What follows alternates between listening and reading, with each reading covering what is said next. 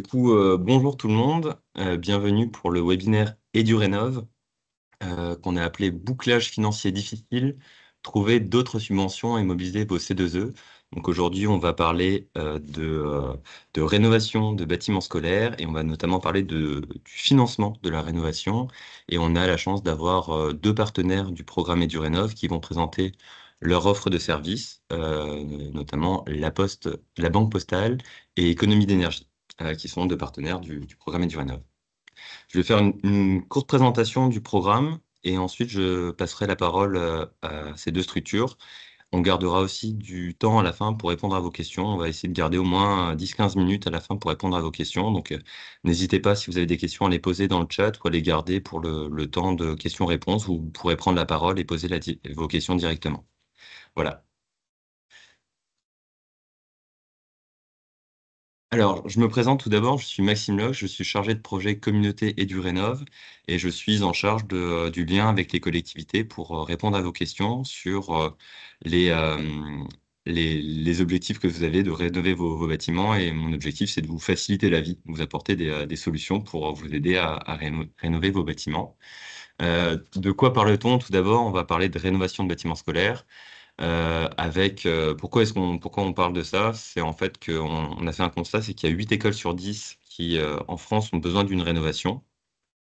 Il y a sur le bâtiment scolaire 75% du coût des bâtiments qui ont lieu lors de l'exploitation. Donc en fait, c'est souvent les factures d'énergie. Donc en fait, il y a un gros enjeu à rénover le bâtiment scolaire parce qu'il coûte cher pour les collectivités. Et il y a un troisième élément clé, c'est la partie de confort thermique avec les surchauffes estivales de plus en plus importantes. On estime qu'il y a 1,3 million d'élèves de maternelle qui seront exposés à des chaleurs importantes d'ici 2030 s'il n'y a pas de modifications qui sont faites sur le bâtiment. Donc il y a trois enjeux: rénovation, coût important et confort thermique. On a aussi fait un double constat, c'est qu'en fait la rénovation ça coûte cher. La rénovation minimale, vraiment minima, c'est à peu près 1 000 euros par mètre carré. Dès qu'on commence à avoir des ambitions un peu plus importantes, ça peut vite augmenter. Et les collectivités, vous le savez, n'ont pas toujours les ressources en interne pour pouvoir mener à bien des projets qui sont parfois complexes. Donc il y a un coût important et parfois un manque de ressources. C'est pour ça que EduRénov a été créé par la Banque des Territoires. Donc, EduRénov, c'est un programme d'accompagnement des collectivités qui a été lancé il y a 2 ans avec plus de 40 partenaires. Et le but de ce programme, c'est d'offrir des facilités aux porteurs de projets, donc aux collectivités, pour mener à bien des projets de rénovation de bâtiments scolaires. Le programme EduRénov a des objectifs, c'est d'accompagner des projets qui visent au moins 40% d'économie d'énergie. Donc c'est aligné avec les objectifs du décret tertiaire. Et l'objectif qu'on s'est donné, c'est d'accompagner 10 000 projets d'ici à 2027 pour lancer une dynamique de rénovation, sachant qu'en France, il y a 50 000 bâtiments scolaires. Donc on voudrait accompagner très directement ou indirectement un bâtiment sur 5, un bâtiment scolaire sur 5. Et pour faire ça, on a deux moyens. On a l'argent des Français, en fait, la Caisse des dépôts, Banque des territoires. On a un mandat de gestion sur les livrets A des Français.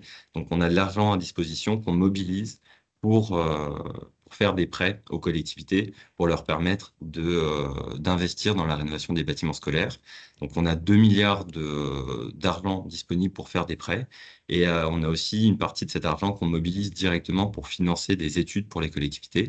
Donc, on peut vous financer des études directement pour débloquer des situations, pour pouvoir vous aider à y voir plus clair, à débloquer une situation en faisant une étude de faisabilité, un audit pour lancer votre projet. On a pensé le programme EduRénov comme un parcours en se disant, peu importe où vous en êtes dans votre maturité de projet, on peut essayer de vous apporter des éléments. Il y a notamment 3 éléments. Donc, c'est la partie centre de ressources, où on essaye de donner des informations. Donc, on fait des guides pratiques, des fiches de retour d'expérience, on anime des réunions, on fait des webinaires. Donc, le webinaire d'aujourd'hui, ça fait partie des ressources qu'on met à disposition pour pouvoir essayer d'y voir plus clair, un peu structurer le projet.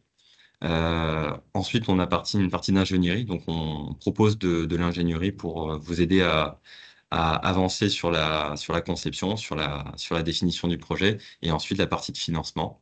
Donc, je détaille un tout petit peu les trois éléments, notamment sur l'ingénierie. Donc, en fait, on propose euh, des études. En fait, on peut faire financer des études pour vous. On a des prestataires qu'on a déjà sélectionnés, et si vous rejoignez le programme EduRénov, dans certains cas, on peut mobiliser ces prestataires pour faire une étude, un audit énergétique, une étude de faisabilité, l'aide au choix de la maîtrise d'œuvre. On peut vous financer à 100% une étude pour pouvoir débloquer une situation et vous aider à avancer sur votre projet de rénovation. Et ensuite, on a la partie de mobilisation du financement. Donc, on a un produit financier qui s'appelle l'EduPrêt, qui est un prêt qui est dédié à la rénovation énergétique des bâtiments scolaires. Donc, ce prêt est à 100% dévolu aux bâtiments scolaires. Il a un taux bonifié, donc il est calé sur le taux du livret A, plus 0,4%. Donc, c'est un taux qui est assez intéressant, surtout avec le livret A qui baisse actuellement. Voilà, donc je rentre pas trop dans le détail, mais on a ce prêt-là si vous êtes intéressé. Et on a un autre dispositif qui s'appelle l'Intracting, qui est là sur des opérations peut-être un peu moins importantes en termes d'ambition énergétique. L'idée, c'est de pouvoir financer des travaux de rénovation énergétique où les économies d'énergie vont permettre de rembourser entièrement l'emprunt qui a été avancé par la Caisse des dépôts.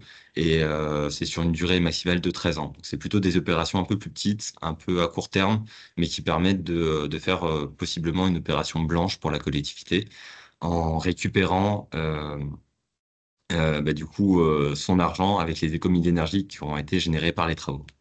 Voilà, je m'attarde pas plus là-dessus, mais je pense que c'était important de présenter quand même un peu les éléments du programme EduRénov. Et tout de suite, je vais passer la parole à nos deux partenaires, donc à Subzen et à Économie d'énergie. Donc, je précise que ce sont deux partenaires du programme EduRénov qui proposent des offres adaptées aux collectivités pour les aider à financer leurs projets de rénovation de bâtiments scolaires. Alors, c'est pas une prescription qu'on fait, nous, EduRénov, ici, c'est juste une présentation de deux solutions. Il y a d'autres partenaires et d'autres structures qui font qui peuvent faire la même chose. Donc, voilà. Donc, n'hésitez pas à vous renseigner, à voir qui peut vous aider sur la recherche de subventions. Mais ces deux partenaires font partie du programme et ont des offres qui sont adaptées à ce que vous pouvez avoir besoin. Voilà, j'en dis pas plus. Juste pour préciser, là, du coup, on va parler de financement. On va essayer de répondre à deux questions, notamment comment trouver d'autres subventions adaptées avec Subzen, les trouver et les mobiliser et les garder pendant toute la vie du projet. Je pense que Subzen nous en détaillera bien ça dans le détail. Et ensuite, on passera à la partie certificat d'économie d'énergie avec Économie d'énergie, qui nous présentera peut-être ce dispositif qui n'est pas forcément connu de tout le monde. Donc voilà, donc les subventions et les certificats d'économie d'énergie. Merci Thomas Maxime. Barbe, Oui, merci. merci Maxime. J'espère que tout le monde m'entend bien. A priori, ça a l'air d'être OK. Je pense que l'enregistrement est parti aussi, Maxime. Et Ouais. d'autre part, il y avait une participante qui nous demande si les présentations seront envoyées. Et je pense que nous pouvons le confirmer. Ce sera bien le cas. Voilà. C'est bien Alors, ça. bonjour à tous. Je suis Thomas Barbe. Je suis un expert en financement de subvention, un attaché territorial principal, actuellement en détachement à la Banque Postale depuis quelques années pour lancer l'offre Subzen que je viens vous présenter aujourd'hui. Je suis ravi d'intervenir dans ce séminaire et d'avoir l'occasion de vous parler de Subzen et des raisons pour lesquelles la Banque Postale, un acteur majeur du financement des collectivités territoriales, mais limité théoriquement en tout cas aux questions d'emprunt, a souhaité proposer une offre d'accompagnement telle que Subzen. On va pouvoir commencer, Maxime. La raison, en fait, c'est celle je dirais, du contexte financier structurel dans lequel se trouvent aujourd'hui les collectivités territoriales, que ce soit sur la transition écologique, qui constitue l'un des investissements majeurs, hein, de façon générale, des collectivités territoriales, comme sur l'ensemble des thématiques territoriales liées aux services publics. Le recours à la subvention, c'est devenu un incontournable, ce qui n'était pas il y a encore certainement quelques années, pratiquement pour l'ensemble des collectivités, du fait notamment de l'équation financière territoriale dont je vous parlais, c'est-à-dire des dépenses contraintes qui sont toujours bien présentes et qui pèsent quelquefois de plus en plus dans les budgets territoriaux, puisque ça a été le cas notamment des dépenses d'énergie encore assez récemment, ou de façon plus classique des dépenses de personnel. Et par ailleurs, les ressources, et notamment je dirais, ce qui fonde l'autonomie des collectivités territoriales, le levier fiscal, qui a eu tendance, lui, à se contracter d'une manière assez dramatique, même quelquefois, en même temps que d'autres ressources fondamentales du type la DGF ont aussi subi des coupes importantes il y a déjà quelques années de ça, et le tout dans un contexte inflationniste qui pèse lui aussi également, qui rend en fait l'équilibre des budgets de plus en plus complexe. Donc, il est plutôt désormais indispensable de pouvoir mobiliser l'ensemble des leviers disponibles, dont la subvention fait bien sûr partie, pardon. Euh, mais finalement, les choses sont aussi beaucoup plus complexes qu'elles ne l'étaient il y a quelques années. Hein. Je dis ça aussi du fait de mon regard de professionnel en la matière depuis de longues années sur le sujet, avec d'abord des dispositifs toujours nombreux, très nombreux, quelquefois trop nombreux, dans lesquels il peut être difficile de se retrouver, beaucoup de financeurs aussi. Donc une forme de dilution d'informations, une difficulté quelquefois simplement à l'obtenir ou alors à la trier, à la caractériser. Des logiques nouvelles aussi pour un certain nombre de financeurs traditionnellement très proches du bloc communal qui interviennent d'une façon quelquefois et même de plus en plus systématiquement sur l'ensemble du territoire différentes. Je pense notamment aux départements et aux régions qui sont entrés dans des mouvements de contractualisation, de concentration. Et partout, en tout cas, des exigences qualitatives très fortes désormais sur les projets, du fait simplement, finalement, de l'existence aujourd'hui d'un contexte concurrentiel sur le sujet, chose que ne connaissaient pas les collectivités il y a encore effectivement quelques années. Et le symbole de tout ça, finalement, c'est ce qui atteste véritablement de cette nouvelle situation, c'est le développement des nouvelles formes de subventions que sont notamment les appels manifestations d'intérêt ou les appels à projets, donc qui enserrent encore et rendent plus compliqué la mobilisation finalement ou l'obtention pour les collectivités de ces subventions. Et c'est en fait en partant de ce constat-là que la Banque Postale a souhaité développer un produit comme Subzen pour pouvoir accompagner les collectivités qui pensent avoir des marges de manœuvre sur ce sujet-là. Subzen, on peut passer à la suivante, c'est une offre qui est pensée en fait de façon globale, c'est-à-dire pour être en capacité d'accompagner sur l'ensemble du cycle de vie d'une subvention, c'est-à-dire avec les 3 étapes fondamentales que sont la recherche, le montage et le suivi-gestion. Ce n'est bien sûr qu'une capacité d'une possibilité. Il n'y a aucun caractère obligatoire, évidemment, quand on souscrit l'offre Subzen, de souscrire à la totalité de cette offre. L'idée, c'est de pouvoir s'adapter aux véritables besoins des collectivités et de personnaliser cette offre au maximum. Si on entre un petit peu plus dans le détail des prestations, la recherche, c'est l'étape première, l'étape fondamentale, au cours de laquelle on va identifier les dispositifs qui vont pouvoir correspondre le mieux possible à une opération d'investissement d'une collectivité, généralement qui est importante, hein, qui pèse dans le budget territorial et qui est important aussi dans l'accomplissement de la mandature. C'est aussi obligatoirement en fait, toutes les questions de veille qui vont avec et qui sont absolument fondamentales aujourd'hui sur la question des subventions, je le disais, hein, notamment par rapport à cette question d'information de façon générale. Et c'est la raison pour laquelle nous, on a obtenu on s'est approprié un outil de type SaaS qui nous permet d'avoir une veille sur Internet et d'être informé des nouveautés et même des tendances, en fait, je dirais, de la question de subvention. La deuxième étape, c'est celle du montage, où l'idée va être de coordonner la constitution du dossier. Alors, c'est une étape tout aussi cruciale, hein, parce que l'idée, finalement, toutes les étapes sont cruciales, on va le voir assez rapidement. L'idée va être de pouvoir créer un dossier, le constituer en étant le plus proche possible des critères d'éligibilité, enfin en respectant ces critères d'éligibilité et ou les facteurs de succès qui vont faire qu'il va correspondre aux attendus du financeur le plus possible. coordonner cette constitution, créer le maximum de pièces que nous sommes en mesure de faire et aussi assurer toutes les opérations d'envoi et de suivi d'instruction. C'est extrêmement important, évidemment, de pouvoir s'assurer que l'instruction va jusqu'au bout.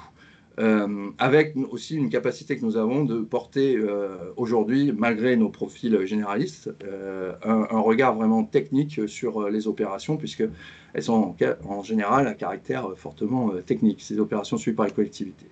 Et la troisième possibilité, la troisième brique, c'est celle du suivi et de la gestion des subventions, c'est-à-dire après la notification, pour notamment coordonner les demandes de versement, les opérations de conventionnement aussi, le cas échéant, ce qui peut être intéressant dans le cas des plus petites communes, évidemment, qui n'ont pas les moyens non plus forcément de gérer cette étape-là, ou dans le cas de subventions complexes avec des méthodologies un peu particulières à mettre en place, comme c'est le cas notamment des subventions européennes. On peut passer à la suivante. C'est finalement, à travers cette présentation, j'ai un peu souligné déjà les points forts de l'offre. Le premier, c'est la souplesse sur les contenus. Je le disais, on s'adapte aux besoins réels et on accompagne ce sur quoi la collectivité a besoin. C'est un accompagnement d'ailleurs qui est aujourd'hui uniquement proposé aux collectivités et aux EPL, ce qui nous aide justement dans cette adaptation. Mais à divers types de clients et de collectivités en particulier, c'est-à-dire toutes les tailles de communes et toutes les tailles d'interco aussi, ou autres, d'ailleurs, au-delà, et assimilées d'ailleurs dans les collectivités. Un accompagnement qui est focal, si je puis dire, qui est vraiment orienté exclusivement sur les subventions, parce que c'est déjà une matière très riche et qu'elle mérite qu'on s'y consacre totalement. Et expert dans la mesure où nous sommes vraiment tous, au sein de mon équipe, des spécialistes de cette question. De même que nous sommes, pour la grande majorité d'entre nous, en tout cas des connaisseurs de l'environnement territorial. Moi-même, j'ai exercé, je vous le disais, de longues années, plus de 15 ans en l'occurrence en collectivité et plus de 12 ans dans ces questions d'experts subventions. Et puis la dernière chose, c'est l'accompagnement de proximité dans lequel nous croyons beaucoup. Enfin, je pense que c'est une conviction forte de notre équipe. Les choses doivent se faire vraiment en proximité la plus aboutie possible avec les équipes de la collectivité, sans lesquelles de toute façon les subventions peuvent être difficilement, en tout cas plus difficilement couronnées de succès. Le périmètre d'intervention, on va passer à la suivante, ce sera le périmètre des possibles, si je puis dire, sur les subventions publiques, c'est-à-dire à tous les échelons, local, national et européen. Et on va revenir sur ces échelons avec un peu de focal que je vous propose juste après. Dans le local, on va retrouver les fondamentaux qui sont gérés par les services déconcentrés de l'État, les départements, la région, et puis les autres collectivités, disons, interco, départements, régions. Dans le national, ce sera plus les programmes de l'État, via ces agences spécialisées ou via des programmes ministériels type France Ruralité et stratégiques, alors là où on est encore à un autre niveau, type PIA, France 2030, mais qui finalement concerne on va dire de façon plus épisodique les collectivités territoriales. Et puis l'échelon européen aussi, et celui particulièrement des fonds structurels, enfin celui des fonds structurels, puisque les fonds sectoriels, nous considérons que c'est vraiment un métier en soi, avec des accompagnements très spécifiques et une orientation, je dirais, exclusive de la prestation là-dessus. Donc là, on ne parle que des fonds structurels. Il y a déjà pas mal, le FEDER, le leader aussi pour nombre de territoires ruraux, donc des fonds extrêmement intéressants. Et puis le secteur privé quand même, il ne faut pas l'oublier, et de moins en moins sans privé. Alors on va parler tout à l'heure des C2E pour le coup, mais nous n'allons pas évidemment sur ce domaine-là, puisque nous le réservons à des experts type C2E. C'est aussi un métier en soi, de même que les fondations d'entreprises. Mais les autres sources, par exemple celles des fédérations sportives ou celles de la Fondation du patrimoine ou encore celles du programme Acté, doivent être mobilisées tant que possible. Alors justement, si on fait des petites focales sur les subventions qu'on peut aller voir, c'est la suivante. À l'échelon européen, je vous parlais des fonds structurels. Les fonds structurels, c'est géré par une autorité régionale, aujourd'hui, l'autorité de gestion régionale, mais sur un programme national avec des orientations très fortes qui sont prises, enfin qui sont nationales et qu'on va retrouver dans toutes les régions. En revanche, on considère qu'il y a des spécificités locales et c'est la raison pour laquelle il y a des programmes opérationnels avec des spécificités particulières. Il y a tout de même une orientation forte qui est celle de l'Europe plus verte, avec, en tout cas à ma connaissance, hein, dans les régions que nous accompagnons, toujours une priorité sur l'efficacité énergétique, donc venir en écho aussi aux opérations de rénovation énergétique du public, avec des ambitions assez fortes, hein, il est vrai, ou encore le recours aux énergies renouvelables. Ce sont des constantes en fait, qu'on retrouve dans pratiquement toutes les régions françaises. On est aujourd'hui en pleine maturité, si je puis dire, du programme, puisqu'on est sur 21-27, 2021-2027, lancement en 2023, mais quand même à marche assez intense. Et voilà, il faut, je pense, sur les fonds structurels, ne plus tarder aujourd'hui pour mobiliser celle de la programmation en cours. À l'échelon national, j'avais envie de vous parler des agences de l'eau qui viennent d'adopter leur, excusez-moi, leur nouveau programme, le 12e, qui a été adopté en fin d'année 2024, et sur lequel il y a notamment des opérations qui permettent le financement d'opérations d'investissement qui sont liées, enfin, ou qui prévoient plus exactement une gestion intégrée des eaux pluviales. Alors, ça peut être le cas notamment dans les opérations quand on intervient sur l'environnement des bâtiments scolaires en particulier. Donc l'idée, c'est de pouvoir prévoir des travaux qui vont permettre l'infiltration de ces eaux pluviales. Alors après, il y a un certain nombre de conditions techniques, il faut regarder.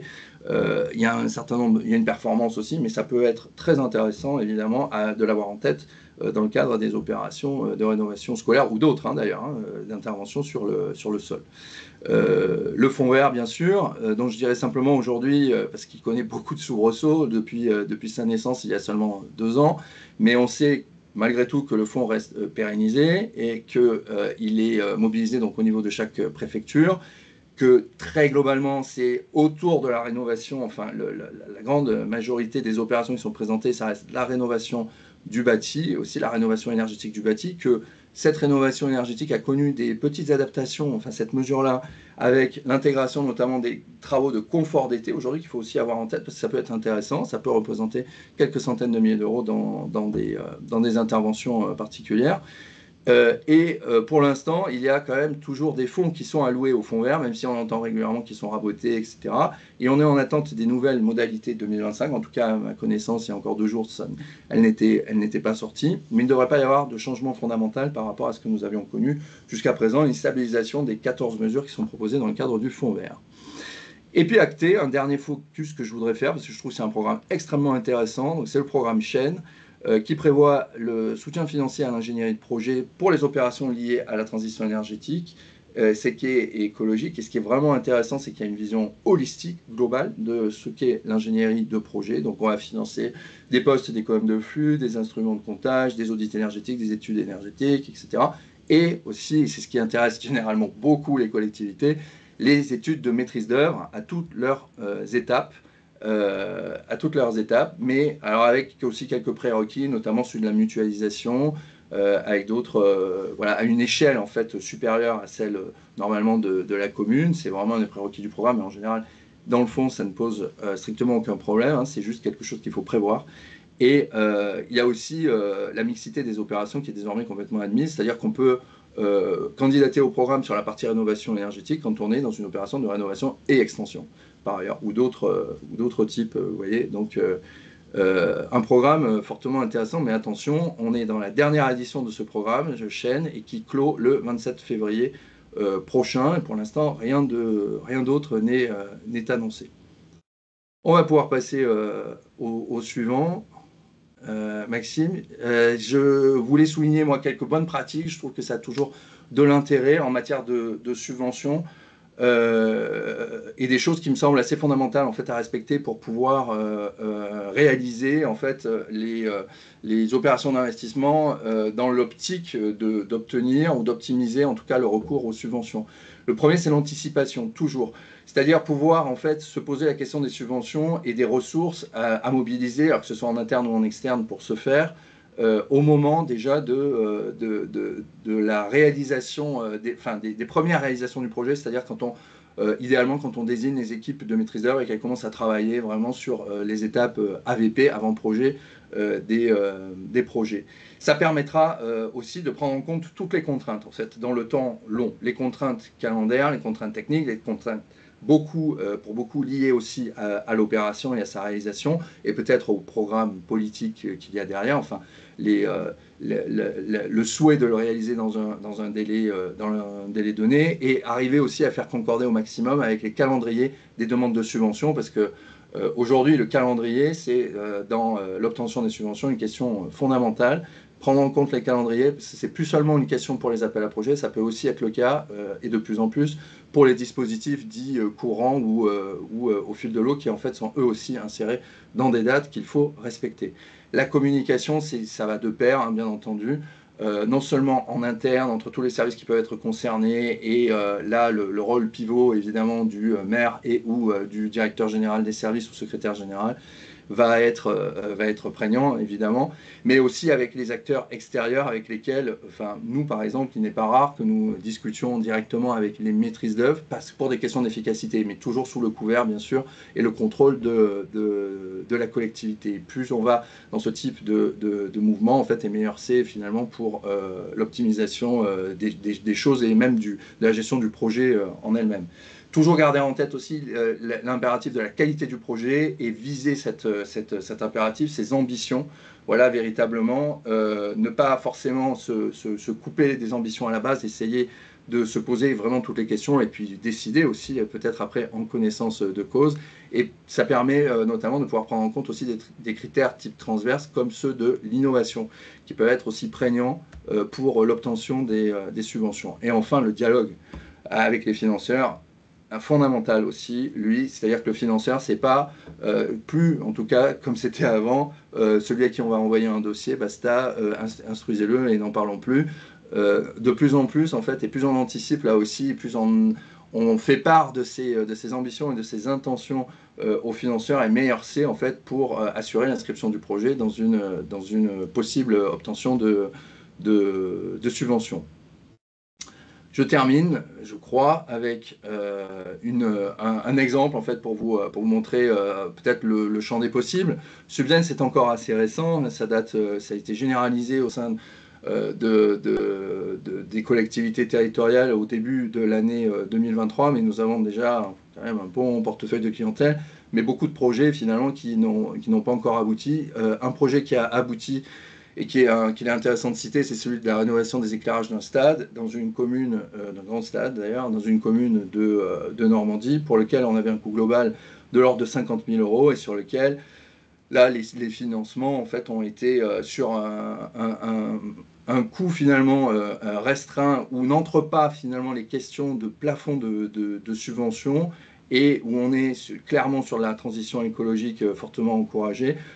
On peut engranger voilà, toutes les subventions possibles. On est à 80%, même peut-être légèrement, très légèrement au-dessus, mais c'est quand même 80%. On respecte la règle, et on avait même été obligé de faire des choix finalement, parce qu'on aurait pu avoir bien plus que ça. Sur une opération peut-être plus proche de vos préoccupations directes à travers le programme EduRénov, la rénovation et extension d'un groupe scolaire, alors dans la région Nouvelle-Aquitaine. Là, on est sur une très grosse opération, comme le sont quand même assez souvent les rénovations de groupes scolaires. Bon, là, un bon coût de l'ordre de 6 millions d'euros hors taxes, alors honoraires compris tout de même, et sur lequel donc on est en construction et déjà en déploiement du plan de subvention, avec au moins deux subventions obtenues à ce jour, où on est sur voilà, vraiment du panel le plus large possible, l'acté sur le financement des prestations d'ingénierie, bien sûr, le fonds vert sur toutes les questions de rénovation énergétique, et elles sont quand même assez importantes dans ce cas-là, sur un taux qui est après tout à fait raisonnable, hein, par rapport à ce que l'on a pu observer par ailleurs. La décide DETR qui, elle, qu'on va essayer de mobiliser pour le coup sur plusieurs exercices, et puis les financeurs plus traditionnels comme le département, la CAF sur les aspects accueil de loisirs, et même l'Union européenne, autant que possible, alors avec deux subventions possibles selon les fonds qui seront mobilisés. Voilà, je m'arrête là. Je vous remercie beaucoup pour votre attention. Je vais passer la parole à mes collègues de économie d'énergie, qui vont vous expliquer leur capacité d'intervention sur les certificats d'économie d'énergie. On se retrouve à la fin. Si vous avez d'autres questions, si vous avez des questions, pardon. Merci beaucoup, Thomas. Merci, c'était très clair. Le timing a été respecté en plus, donc bravo. Je pense que c'était pas facile de faire toute cette présentation du panorama des aides possibles de subventions, etc. On a peut-être le temps pour prendre. Il y a deux questions qui ont été posées dans le chat, et après on passera à EDE, mais on peut peut-être prendre les questions qui ont été posées maintenant, comme ça permet Entendu. de les traiter. Il y a une question qui a été posée dans les questions-réponses de Omar Benjenoul. Les projets de rénovation énergétique des bâtiments scolaires se font parfois par l'intermédiaire de marchés globaux de performance. Comment cette offre Subzen s'intéresse-t-elle avec ce type de procédure, calendrier, porteur du sujet, etc. Mm. Voilà, avec le Ok. marché global de performance. Marché global de performance, c'est effectivement un montage juridique auquel les collectivités ont aujourd'hui de plus en plus recours parce que ça peut effectivement présenter un certain nombre d'avantages de grand intérêt dans la construction. Fondamentalement, en fait, c'est une dérogation par rapport à la loi MOP et ce qui signifie que c'est un seul prestataire qui va réaliser l'ensemble de l'opération, y compris donc la partie étude. Là où il faut faire attention, c'est par rapport aux questions de démarrage de l'opération en particulier. C'est-à-dire que vous le savez certainement, une des règles cardinales des subventions, c'est le non-démarrage de l'opération avant au moins d'avoir présenté les demandes de subvention.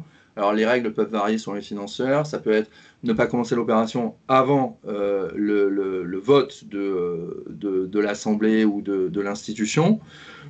Ça peut être ne pas démarrer avant la présentation du dossier au moins complet. Alors il y a peut-être une exception près sur ce type de financement, finalement une grande souplesse qui nous vient d'un dispositif qui par ailleurs n'est pas forcément le plus souple, c'est celui des fonds structurels européens, pour lesquels on admet en fait qu'à partir du moment où l'opération a démarré après la date du début de la programmation actuelle, c'est-à-dire après le 1er janvier 2021, les dépenses sont éligibles. Mais c'est vraiment une exception, alors qui peut varier aussi selon les fonds, selon peut-être aussi les autorités de gestion, donc il faut faire relativement attention, mais on est quand même plutôt dans cette règle. À cette exception près, la plupart des financeurs, enfin le reste des financeurs va demander qu'on respecte la règle de l'incitativité des subventions et qu'on ne démarre pas avant d'avoir au moins transmis un dossier complet. Donc c'est là où il va falloir faire extrêmement attention. Nous avons, nous, une opération, en particulier un client que nous accompagnons, qui est dans cette logique de marché global de performance sur la rénovation d'un groupe scolaire. Alors pour le coup, c'est la rénovation d'une partie du groupe scolaire qui va devenir un accueil de loisirs et la construction neuve sur le reste. Donc voilà, on a anticipé ces questions-là. Et là, encore une fois, ce qui est fondamental, je vous rappelle vraiment, c'est le dialogue avec les financeurs. D'avoir et d'anticiper. Donc avoir préidentifié les financements et pouvoir prendre toutes les dispositions nécessaires, parce que ça peut être très compliqué, évidemment, de solliciter des subventions quand on est à une étape avant la désignation de l'attributaire du marché global de performance, puisque c'est lui qui va réaliser toutes les études qui vont permettre notamment de définir les coûts. Merci pour la réponse. Du coup, moi, je retiens anticipation et oui, c'est possible pour les marchés globaux de performance. Il y a une question sur le fonds chaîne, mais il y a eu une réponse de quelqu'un dans le chat. Merci beaucoup. Une autre question avant de passer à la suite, en essayant de rester court, c'est la question cruciale. Quel est le coût de la prestation? Je crois que la bonne réponse, c'est ça dépend, mais est-ce que tu peux nous en dire un peu plus là-dessus? Effectivement. Et effectivement, spoiler, ça dépend. Ça dépend beaucoup du projet et de son ampleur. Voilà, nous avons la conviction que la rémunération juste, c'est celle du forfait. Donc, ce que nous proposons, c'est une rémunération au forfait où on va définir en fait précisément le besoin du client, c'est-à-dire sur quoi il souhaite être accompagné, sur quelle opération, quels sont les éléments fondamentaux de cette opération, et notamment voilà, tout ce qui pourrait être recours aux énergies renouvelables, rénovation énergétique, etc., de manière à pouvoir déjà avoir une image de l'accompagnement et de l'ampleur de l'accompagnement à accomplir sur ce forfait. Et à partir de là, nous projetterons un nombre de jours hommes sur lequel on calquera nos tarifs qui sont des tarifs de conseil, tout ce qu'il y a de plus classique. Si je dois donner un ordre de grandeur, on est sur un accompagnement moyen en règle générale autour de 20 000 euros Voilà, mais ça, c'est vraiment une moyenne, hein. Après, c'est très variable. Quand on est sur des grands ordres d'idées, voilà, ça peut être différent. Et- Alors, on me demande de quel est le coût sur les opérations là, qui ont été présentées. Alors, je vais vous dire les choses vraiment de mémoire. De mémoire, je crois que sur la première, on est sur le coup, sur cette opération-là, en plus, puisqu'il y en avait deux, on serait autour de 6-7 000 euros. La première, là, à 50 000. Et sur la deuxième, là, par contre, on est sur un accompagnement de plus grande ampleur, où là, on serait autour de 30. Ok, merci. Voilà. Merci, c'est très clair. Merci pour le partage de ces informations. Il y a d'autres questions, mais on va continuer pour la deuxième présentation. Sinon, on n'arrivera pas à tenir le délai. Merci Sinon, on beaucoup, pourra toujours Thomas. répondre par écrit après, hein, On peut répondre par écrit, on pourra reprendre des au questions cas où. aussi à la fin. Bon. Du coup, on va enchaîner maintenant sur la deuxième présentation. Donc, on va parler des certificats d'économie d'énergie et je passe la parole à nos trois intervenants. On a la chance d'avoir trois intervenants de économie d'énergie qui vont nous présenter du coup le dispositif des certificats d'économie d'énergie et l'offre de EDE pour vous accompagner sur la récupération des certificats. Merci. Bonjour à toutes et tous, je suis donc Romain Monteil, directeur du développement d'économie d'énergie. Je vous propose dans un premier temps de vous dire, on va peut-être passer à la slide suivante, mes collègues sont connectés également et pourront participer à la réponse aux questions que vous aurez à l'issue de la présentation. Je vais commencer par quelques mots sur économie d'énergie, qui est un spécialiste donc du dispositif des C2E, certificats d'économie d'énergie, depuis 2010. Vous pouvez passer à la slide d'après. Voilà, j'ai quelques chiffres pour vous mettre un peu le tableau en tête. Donc depuis 2010, sur le dispositif des certificats d'économie d'énergie. Aujourd'hui, nous avons un accompagnement actif près de plus de 500 collectivités sur des recherches de subventions certificats d'économie d'énergie. Donc nous sommes vraiment un pur player certificat d'économie d'énergie, hein. Là où Suzanne vous accompagne de façon très globale, nous avons vraiment un aspect très focus, très technique sur ce dispositif.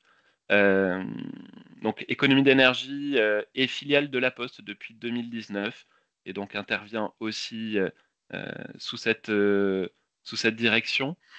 En deux mots également, donc nous sommes 340, une des très grosses structures de ce marché.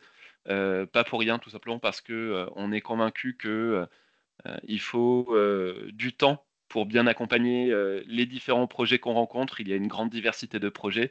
Il faut aussi une grande diversité de profils et d'expertise pour y répondre. Et donc, vous voyez en quelques chiffres également donc 2 millions de projets, tout type, tout secteur d'activités confondues, particuliers et professionnels, accompagnés pour plus d'un milliard et demi d'euros versés en subventions. On va passer à la slide d'après.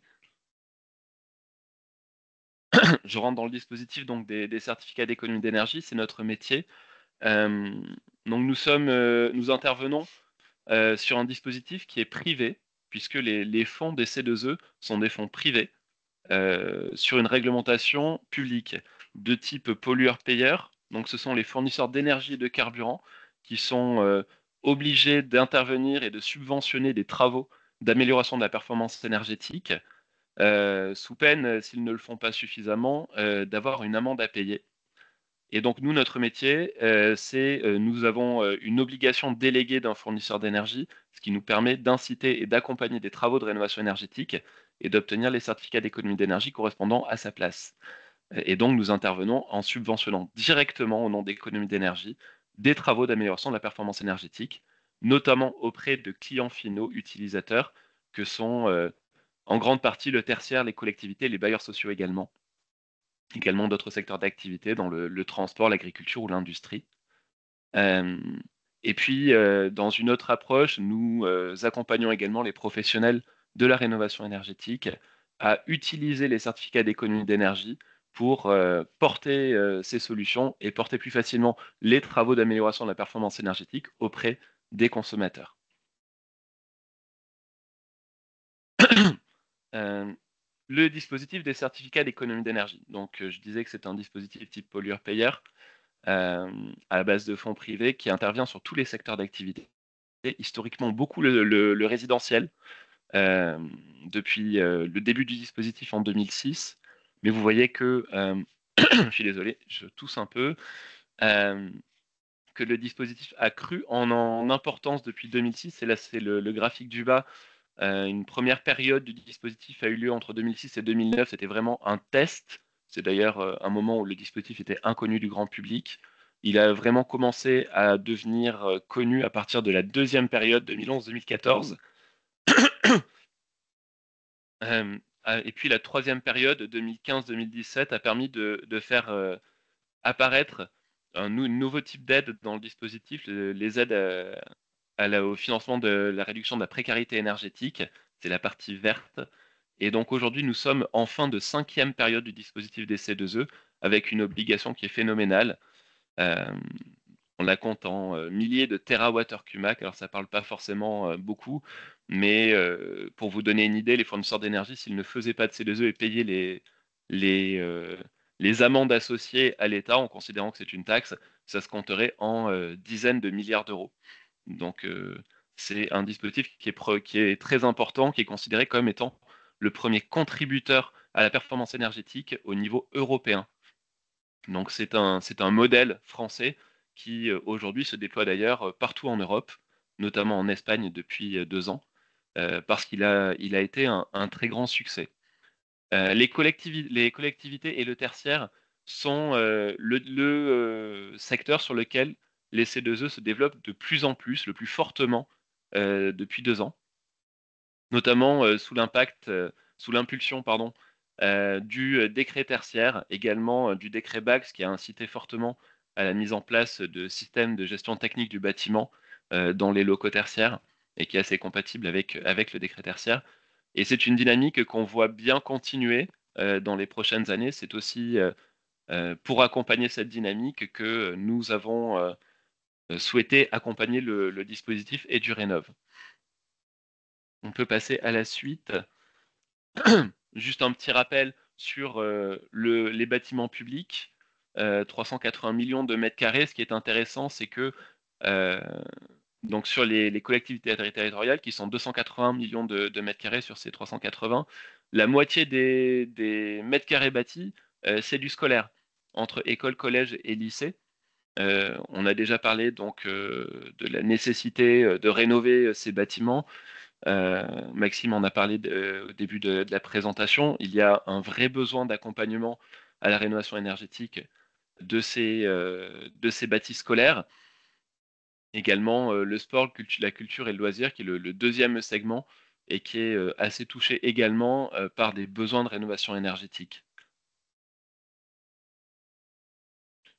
L'accompagnement d'économie d'énergie, concrètement, dans cette rénovation énergétique, on peut passer à la suite. C'est une intervention dès le début du projet. Ça, c'est très important. Et en ça, je rejoins ce que disait tout à l'heure Thomas sur la nécessité d'intervenir dès le début des projets pour être pertinent en recherche de subventions. Pour nous, c'est pareil. Ne serait-ce que parce que le principe d'incitativité existe également dans le dispositif des C2E. Si vous n'avez pas contractualisé une solution d'accompagnement C2E avant d'acter les travaux, vous n'y êtes plus éligible. Donc ça, c'est le point qui est extrêmement important. On doit intervenir dès le départ. Intervenir dès le départ, ça a un autre intérêt, c'est que ça nous permet de faire l'inventaire de vos besoins, d'analyser en profondeur le projet de travaux, de conseiller éventuellement des adaptations si on peut permettre de l'optimiser avec l'axe subvention en tête, et puis de nous assurer de l'éligibilité du projet tout simplement dès le début aux aides du dispositif des C2E. Et ensuite, donc, à partir du moment où on est intervenu au début des travaux pour bien cadrer le projet avec vous et avec vos intervenants de travaux, on montera très facilement le dossier C2E à la fin des travaux, qui est un dossier relativement simple dans le monde des subventions. On a très majoritairement avec une attestation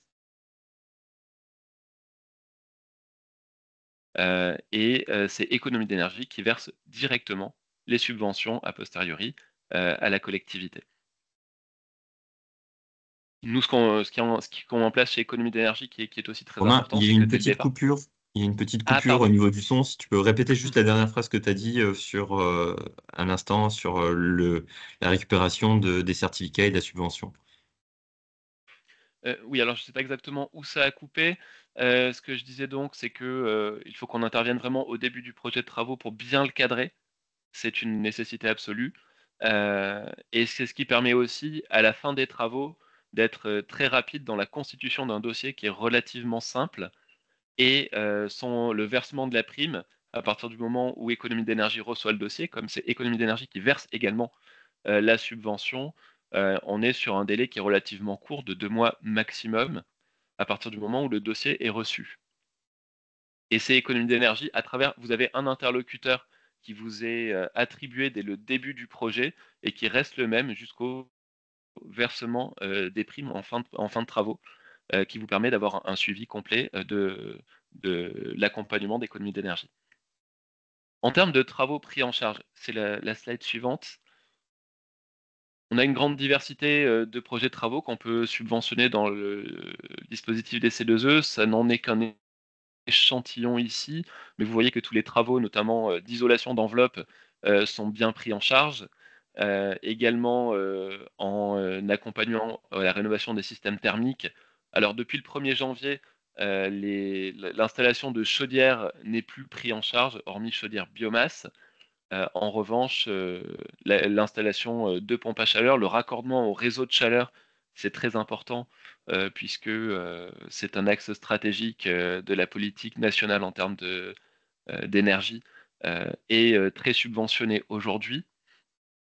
Également, le réglage des organes d'équilibrage, des travaux assez simples qui sont relativement bien subventionnés en dispositif C2E.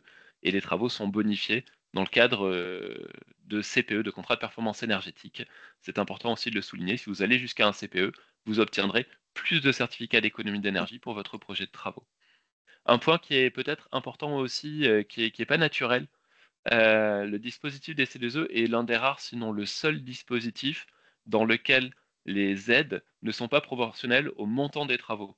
Les aides sont proportionnelles à une estimation de l'économie d'énergie attendue. Plus vous économisez d'énergie, plus les aides seront élevées. Et donc, on a un calcul qui est standard, qui dépend du type de travaux que vous faites et qui permet de définir le montant de C2E que vous pouvez obtenir. Mais donc, il y a des travaux qui sont relativement peu chers. On parlait de réglage des organes d'équilibrage, mais qui sont assez bien subventionnés parce qu'ils permettent de faire des économies assez rapidement, assez immédiates et conséquentes la plupart du temps. Voilà pour ce panorama des travaux. Et donc, je finis avec quelques exemples de travaux que nous avons eu la chance d'accompagner dans des collectivités et sur du bâti scolaire à travers une école, vous voyez, sur laquelle nous avons pu sourcer 20 000 euros de certificats d'économie d'énergie à travers un accompagnement sur l'enveloppe, isolation de combles et toitures, de plancher, de murs, donc une isolation complète de l'école et puis l'installation de fenêtres. Alors vous voyez, je vous disais, le montant des aides n'est pas proportionnel au montant des travaux. Les fenêtres, en général, ça coûte très très cher, fenêtres et porte-fenêtres. La dernière ligne, 350 euros de subvention, c'est peu. En revanche, sur une isolation de toiture, on est pratiquement sur des travaux intégralement financés par le dispositif des certificats d'économie d'énergie. Sur le collège Nicolas Boileau, on avait mis en place donc une chaudière à haute performance énergétique. On avait couvert 50% du montant des travaux avec le dispositif des certificats d'économie d'énergie. Voilà pour ces petits exemples que vous retrouverez donc dans la présentation qui vous sera communiquée. Merci beaucoup, Romain. Merci pour la synthèse du dispositif qui n'est pas forcément simple à appréhender et aussi pour les exemples très concrets de projets accompagnés. Je pense que c'est très important d'avoir aussi des chiffres un peu précis sur combien est-ce qu'on peut récupérer d'argent sur une rénovation. Je vois qu'il y a pas mal de questions dans le chat. Du coup, on est à la bon moment pour prendre ces questions. Il y en a plein qui arrivent à la suite. Du coup, soit on peut les prendre ou alors peut-être vous pouvez lever la main et prendre la parole et poser la question directement. ça peut être aussi plus agréable comme mode de fonctionnement. Donc, peut-être la première personne qui a posé la question, si vous souhaitez prendre la parole, Rachel Gandon. Oui, bonjour, j'avais une question par rapport en fait à la nature de l'aide. Quand on dépose un plan de financement auprès d'un, d'une autre collectivité, est-ce qu'on affiche l'aide C2E dans ce plan de financement-là? C'est-à-dire, est-ce qu'il est vraiment assimilé à une subvention en tant que telle? Et donc, est-ce qu'il impacte le calcul de l'autofinancement? La subvention, donc les certificats d'économie d'énergie sont une subvention privée qui n'entre pas dans le calcul du niveau de financement de financement public des opérations.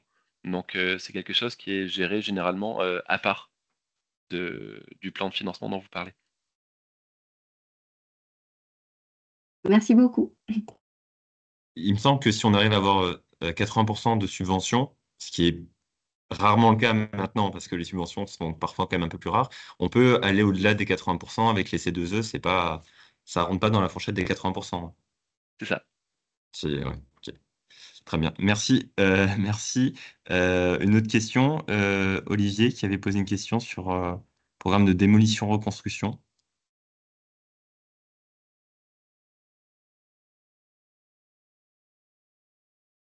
Je peux lire la question, Ah, sinon un oui, programme. je ne sais pas si vous m'entendez. Oui, très bien. Donc moi, je suis Aline Olivier, je travaille en Bretagne là, pour un projet de démolition-reconstruction d'une école. Aujourd'hui, c'est une école qui est répartie sur 3 sites, des bâtiments vétustes. Et donc le projet, c'est de réunir les 3 sites en un seul pour des raisons à la fois pédagogiques, mais aussi de fonctionnement, puisque ce choix a été fait dans le cadre d'une étude sur une programmation, enfin un schéma directeur immobilier. Et donc, je me demandais si ce type de projet de démolition-reconstruction, mais quand même avec regroupement de 3 bâtiments en un, pouvait être éligible au C2E. Et dans ce cas-là, comment le calcul se faisait? Parce qu'on a 3 bâtiments énergivores qui vont se réunir en un seul neuf. Mais voilà, on est sur de la démolition-reconstruction. Alors, les certificats d'économie d'énergie sont dédiés à la rénovation énergétique des bâtiments existants et nous n'avons pas la possibilité de subventionner du neuf, même en remplacement, en démolition, suite à une démolition d'un bâtiment énergivore, malheureusement. D'accord. OK. Merci.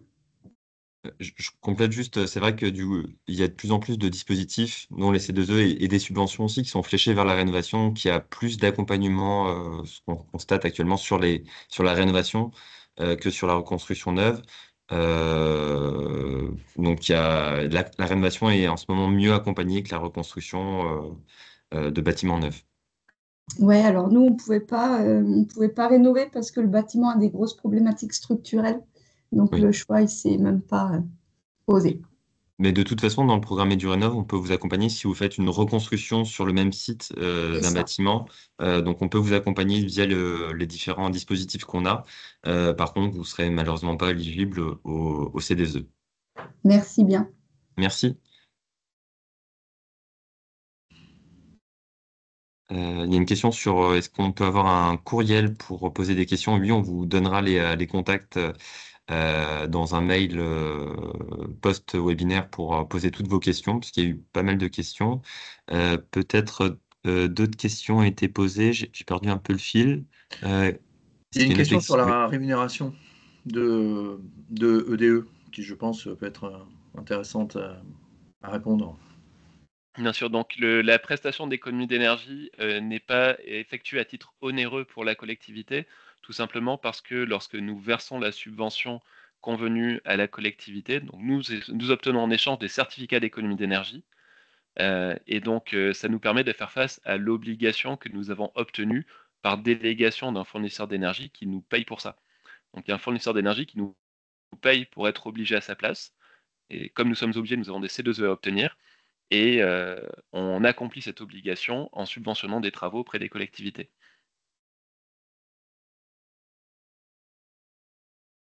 Merci. Ouais, je Il y sais avait pas une autre si j'ai... question. Si, je pense que ça a été. C'est pris dans le, Il y avait une autre question, pardon, parce que je vois qu'elle a quand même donné lieu à débat sur la cumulabilité possible entre le dispositif C2E et le fonds Chêne. Alors, la question se pose peut-être plus côté fonds Chêne, justement. Peut-être Thomas, toi, tu pourras l'expliquer mieux que moi. Si c'est cumulable avec les C2E, Oui, bah, la question ne s'est pas encore posée justement pour nous. d'accord. Je sais qu'il y a du débat sur le sujet et que la question est un peu complexe en fait d'y répondre, mais j'ai vu qu'une personne avait réagi à ça, donc peut-être que Il y a quelqu'un pourrions, qui lève la main, Laurent Vogel, je pense que c'est en rapport avec cette question. Euh, oui, c'est juste pour répondre à cette question. Bah, le programme Acté, il finance uniquement les études, alors que le programme C2E finance des travaux. Donc les deux sont pas compatibles. Enfin, ça finance pas la même chose. Oui, les Donc, deux ne se croisent pas sur le même objet c'est de ça. la Par subvention. exemple, C'est ça. la mise en place de GTC et GTB n'est pas éligible au fonds Chêne parce qu'il y a une fiche spécifique C2E. ouais. Voilà. C'est vrai que Du coup, merci beaucoup, Laurent. Donc, Merci. on retient cumul possible pour pour le fonds Chêne, qui se repose sur les C2E aussi. En fait, on ne l'a pas forcément dit, mais le fonds Chêne est financé par les C2E. Et ensuite, sur la partie travaux, les C2E peuvent être récupérés, logiquement aussi, même si on a bénéficié du fonds Chêne sur la partie études. Merci. Je ne sais pas s'il y a d'autres questions. On va peut-être pouvoir en prendre encore une ou deux avant de conclure pour pas prendre trop de retard par rapport à l'horaire prévu. Euh, Moi, j'avais une oui. question aussi que j'ai vue dans le chat et à laquelle je peux répondre. Pourquoi est-ce que Subven n'est pas encore ouvert aux autres catégories et uniquement concentré sur les collectivités et les EPL? Alors, c'est simplement pour une question de capacité. C'est-à-dire que pour l'instant, nous ne pouvons pas en fait nous ouvrir tout azimut. Pour l'instant, nous avons décidé de nous concentrer sur le monde des collectivités territoriales et des EPL parce qu'ils représentent déjà de grandes potentialités de besoins puisque les acteurs sont nombreux et que, comme je le disais, aujourd'hui, presque toutes les collectivités se posent la question des demandes de subventions. Donc, c'est une question en fait de priorisation dans le temps, quoi, tout simplement, parce qu'on est bien tout à fait conscient. Alors, par exemple, les établissements hospitaliers aussi, et notamment publics, ont également de grands besoins d'accompagnement sur le sujet. Nous en sommes parfaitement conscients, mais ce développement-là sera simplement acté dans un deuxième temps. Merci. Il y a une main levée de Laure Boutin. Oui, bonjour, vous m'entendez? Oui, très bien. Merci. Ok, parfait, merci beaucoup. Une question sur la temporalité. Vous disiez qu'il faut faire appel au CE avant les travaux. Concrètement, c'est à quelle étape du projet? Est-ce que c'est au niveau du programme quand on a un architecte? Enfin, Alors, ça peut être un petit peu plus tard. Ce qui compte, c'est que l'accompagnement C2E soit contractualisé avant que les marchés de travaux sur les différents lots soient attribués. Donc, idéalement, le moment pour nous faire intervenir, c'est le moment où vous rédigez vos marchés de travaux et où nous pouvons challenger les marchés de travaux et vous assurer que les travaux que vous envisagez seront bien éligibles et que toutes les mentions attendues sont bien dans les marchés. Ça, c'est l'idéal. En dernier recours, si vous avez déjà lancé les marchés mais que vous n'avez pas encore attribué, nous pouvons encore intervenir. ok, parfait, merci beaucoup. Il y a une dernière question, Maxime, à laquelle on peut peut-être répondre de Madame Olivier, je crois, c'est la personne qui a parlé tout à l'heure. Dans le cadre de la mise en place d'un concours de MOE, comment, à quel moment nous pouvons solliciter des aides pour financer les études de maîtrise d'œuvre? Je pense que c'est en lien avec le dispositif Chêne que cette question est posée. Le moment, en fait, c'est surtout, alors ce qui est absolument fondamental, c'est de ne pas avoir payé de première facture, sans quoi vous serez inéligible. Mais vous pouvez avoir passé, par exemple, déjà le marché de maîtrise d'œuvre à condition que ce soit à une date postérieure à l'ouverture du concours qui était, de cette édition-là, qui était, je crois, et je vous le dis vraiment de mémoire, autour du 17 octobre. Voilà.